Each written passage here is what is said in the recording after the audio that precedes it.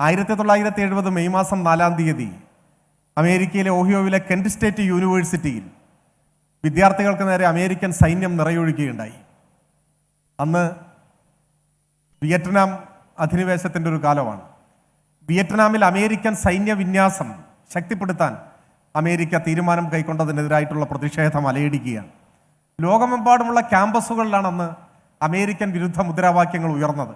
അന്ന് ലോകമെമ്പാടും മുദ്രാവാക്യം വിളിച്ചത് എൻ്റെ രാജ്യമാണ് വിയറ്റ്നാം എന്നാണ്. കേരളത്തിലെ ക്യാമ്പസുകളിലും ആ സമരം ശക്തിപ്പെട്ടു.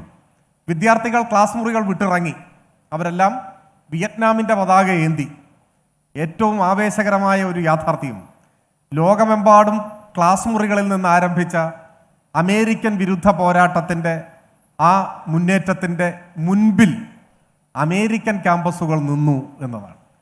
അമേരിക്കയിലെ വിദ്യാർത്ഥികൾ അമേരിക്കൻ സൈന്യത്തിനും ഭരണകൂടത്തിനുമെതിരെ വിയറ്റ്നാമിന് അനുകൂലമായി മുദ്രാവാക്യം മുഴക്കി തെരുവിലിറങ്ങി. അങ്ങനെ കെന്റ് സ്റ്റേറ്റ് യൂണിവേഴ്സിറ്റിയിൽ അമേരിക്കയ്ക്കെതിരായി മുദ്രാവാക്യം വിളിച്ച വിദ്യാർത്ഥികൾക്ക് നേരെയാണ് അമേരിക്കൻ സൈന്യം വെടിവെച്ചത്. 4 വിദ്യാർത്ഥികൾ തൽക്ഷണം പിടഞ്ഞു വീണു മരിച്ചു. നിരവധി പേർക്ക് പരിക്കേറ്റു. നിങ്ങൾ ആലോചിച്ച് നോക്കൂ, എൻ്റെ രാഷ്ട്രം ഒരനീതി ചെയ്താൽ അതെതിർക്കാൻ എനിക്ക് മടിയില്ല എന്ന ചിന്തയാണ് അമേരിക്കൻ ക്യാമ്പസുകളിലെ വിദ്യാർത്ഥികൾ അന്ന് ലോകത്തിന് പകർന്നു കൊടുത്തത്. അവർ ഉയർത്തിപ്പിടിച്ചതിൻ്റെ പേരാണ് സാർവദേശീയത. വിയറ്റ്നാമിലെ ജീവിതത്തിൽ ഒരിക്കൽ പോലും കണ്ടിട്ടില്ലാത്ത കുട്ടികൾ ഞങ്ങളുടെ കൂടപ്പിറപ്പുകളാണ് എന്ന തോന്നൽ സൃഷ്ടിക്കാൻ ദേശീയതയ്ക്ക് സാധിക്കില്ല. അതിന് സാർവദേശീയതയ്ക്കാണ് സാധിക്കുക. ലോകത്തിലെ എല്ലാ മനുഷ്യരും സഹോദരങ്ങളാണെന്നും പരസ്പരം കൊന്നൊടുക്കേണ്ടവരല്ലെന്നും എല്ലാ യുദ്ധത്തിലും നടക്കുന്നത് ഒരുപാട് മനുഷ്യരുടെ വധശിക്ഷയാണ് എന്നും തിരിച്ചറിയാൻ കഴിയുമ്പോഴാണ് നാം സാർവദേശീയവാദികളായിട്ട് മാറുക.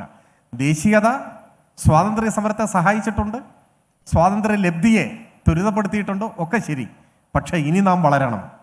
ഇനി ദേശീയതയെ അതിൻ്റെ ആയുസായി എന്ന് കണക്കാക്കി അവിടെ നിന്നും സാർവദേശീയതയുടെ ഘട്ടത്തിലേക്ക് ലോകമെമ്പാടുമുള്ള മനുഷ്യർക്കിടയിൽ ഐക്യവും സാഹോദര്യവും നിലനിൽക്കുന്ന ഒരു കാലത്തെ സ്വപ്നം കാണാൻ പ്രേരിപ്പിക്കുന്ന ഒരു നിലയിലേക്ക് നമ്മളെ വളർത്തണം എന്നാണ് എൻ്റെ അഭിപ്രായം. അപ്പോൾ അതിർത്തികളെക്കുറിച്ചുള്ള ആശങ്കയിൽ ജനങ്ങൾ അഭിമുഖീകരിക്കുന്ന പ്രശ്നങ്ങളെ മുക്കിക്കൊല്ലാൻ ഭരണാധികാരികൾക്ക് കഴിയാതെ വരും എന്നതാണ് വസ്തുത.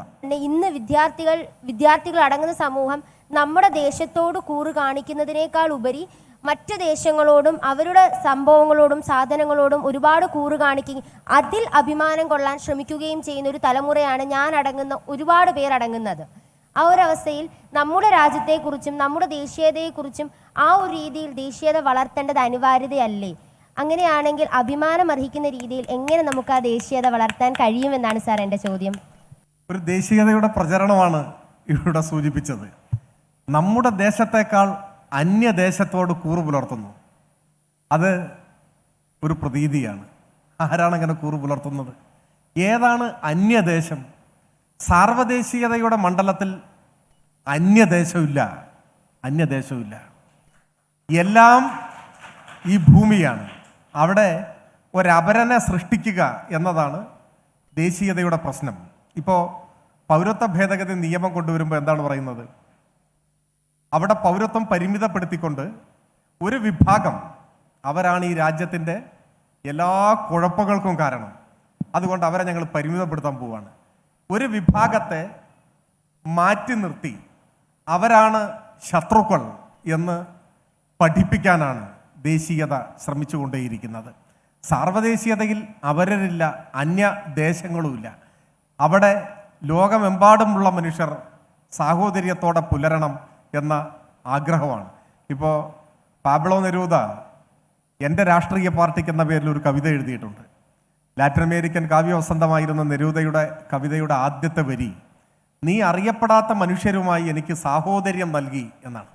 അറിയപ്പെടാത്ത മനുഷ്യർ എന്ന് പറഞ്ഞാൽ ലോകമെമ്പാടുമുള്ള മനുഷ്യർ, അവരെല്ലാം സഹോദരങ്ങളാണെന്ന ബോധ്യം നീ എനിക്ക് പകർന്നു നൽകി എന്നാണ്. നീ എന്ന് പറഞ്ഞാൽ അദ്ദേഹം അംഗമായ പാർട്ടിയെക്കുറിച്ച് അദ്ദേഹം പറഞ്ഞിട്ടുള്ള ഒരു കാര്യമാണ്. ആ സാഹോദര്യത്തെയാണ് ഉയർത്തിപ്പിടിക്കുന്നത്. ആ സാഹോദര്യത്തിൻ്റെ ഒരു കാലം പുലരണം എന്ന ആഗ്രഹത്തിൽ നിന്നാണ് ദേശീയത സൃഷ്ടിക്കുന്ന അപകടങ്ങളെക്കുറിച്ച്, ദേശീയതയുടെ പ്രശ്നങ്ങളെക്കുറിച്ച് നാം സംസാരിച്ചു തുടങ്ങുന്നത്.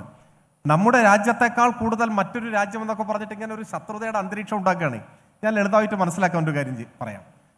സംഘടിതമായ സ്വാർത്ഥം എന്ന വാക്ക് പവനൻ ഉപയോഗിച്ചത് ഞാൻ ചൂണ്ടിക്കാണിക്കുകയുണ്ടായി. ഞാൻ പിന്നെയും ഞാൻ, എൻ്റെ അത് കഴിഞ്ഞിട്ടുള്ളതാണ് എൻ്റെ രാജ്യം, ഞാൻ എൻ്റെ രാജ്യം. ഇപ്പോൾ 2013 നിങ്ങളിൽ ചിലരെങ്കിലും ശ്രദ്ധിച്ചിട്ടുണ്ടാകുമെന്നാണ് ഞാൻ വിചാരിക്കുന്നത്. ലോകം മുഴുവൻ ശ്രദ്ധിച്ച ഒരു ദീർഘദൂര ഓട്ട മത്സരം ഉണ്ടായിരുന്നു. ആ ഓട്ട മത്സരത്തിൽ ഒന്നാമനായി ഓടിയെത്തിയത് ഒരു കെനിയൻ ദീർഘദൂര ഓട്ടക്കാരനായിരുന്നു. അദ്ദേഹത്തിൻ്റെ പേര് ആബേൽ കിപ്രോപ്പ് മുത്തായി എന്നാണ്. അദ്ദേഹമാണ് ഒന്നാമനായിട്ട് ഇങ്ങനെ ഓടി വരികയാണ്. അദ്ദേഹത്തിൻ്റെ പുറകിൽ രണ്ടാമനായി ഓടി വരുന്ന ഒരാൾ, അദ്ദേഹം ഒരു സ്പാനിഷ് താരമായിരുന്നു. അദ്ദേഹത്തിൻ്റെ പേര് ഇവാൻ ഫെർണാണ്ടസ് സനായ എന്നാണ് അദ്ദേഹത്തിൻ്റെ പേര്. അപ്പം അദ്ദേഹം രണ്ടാമനായിട്ട് വരുന്നു, കെനിയൻ താരം ഒന്നാമനായിട്ട് വരുന്നു. ദീർഘദൂര ഓട്ടമാണ്. അപ്പോൾ ഫിനിഷിംഗ് പോയിന്റിനോട് അടുത്തെത്തുകയാണ്. അപ്പോൾ ഒന്നാമനായി ഓടി വരുന്ന കെനിയൻ താരം മുത്തായി ഫിനിഷ് ചെയ്യേണ്ട ആ പോയിന്റ്, ആ മാർക്ക് ഇട്ടത് അദ്ദേഹത്തിന് ഒരു ആശയക്കുഴപ്പമുണ്ടായി. അദ്ദേഹത്തിന് അത് മനസ്സിലായില്ല. അപ്പോൾ യഥാർത്ഥ ഫിനിഷിംഗ് പോയിന്റ് എത്തുന്നതിന് തൊട്ട് മുൻപ് അദ്ദേഹം ഓട്ടം നിർത്തി. അദ്ദേഹം ധരിച്ചത് ഞാൻ ഫിനിഷിംഗ് പോയിന്റ് എത്തി എന്നാണ്, ഞാൻ ജയിച്ചു എന്നാണ്. അപ്പോൾ തൊട്ട് പുറകിൽ വരുന്ന സ്പാനിഷ് താരം ഇവാൻ ഫെർണാണ്ടസ് സനയയ്ക്ക് അനായാസം ഓടി ഒന്നാമനായിട്ട് ഫിനിഷ് ചെയ്യാൻ കഴിയുന്ന ഒരു സാഹചര്യമാണ് വന്നിരിക്കുന്നത്. അപ്പോൾ അദ്ദേഹം ഒച്ചത്തിൽ വിളിച്ചു പറഞ്ഞു ഈ ഓട്ടം നിർത്തിയ സഹതാരത്തോട്, നിങ്ങൾ ഫിനിഷിംഗ് പോയിന്റ് എത്തിയിട്ടില്ല, നിങ്ങൾ ഫിനിഷിംഗ് പോയിന്റിലേക്ക് പോകൂ, എത്തിയിട്ടില്ല, വിളിച്ചു പറയുകയാണ്.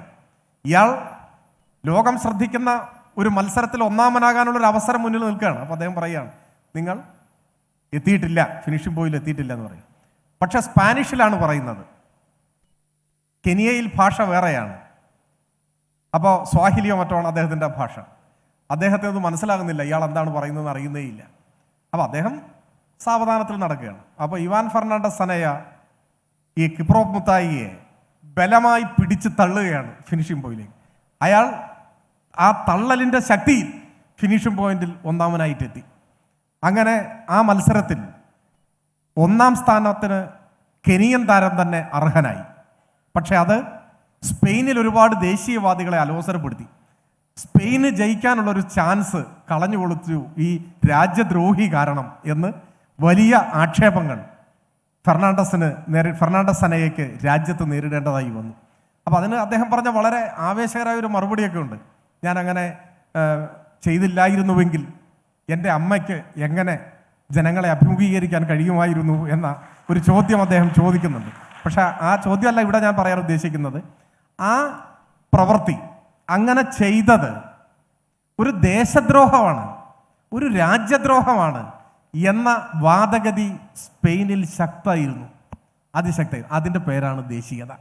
എന്നാൽ അങ്ങനെ ഞാൻ ചെയ്തില്ലായിരുന്നെങ്കിൽ എൻ്റെ അമ്മയ്ക്ക് എങ്ങനെ ജനങ്ങളെ അഭിമുഖീകരിക്കാൻ കഴിയും എന്ന് ചോദിച്ചുകൊണ്ട് തൻ്റെ സഹതാരത്തെ ഫിനിഷിംഗ് പോയിന്റിലേക്ക് തള്ളിയിട്ട ആ തള്ളലിൻ്റെ പേരാണ് സാർവദേശീയത.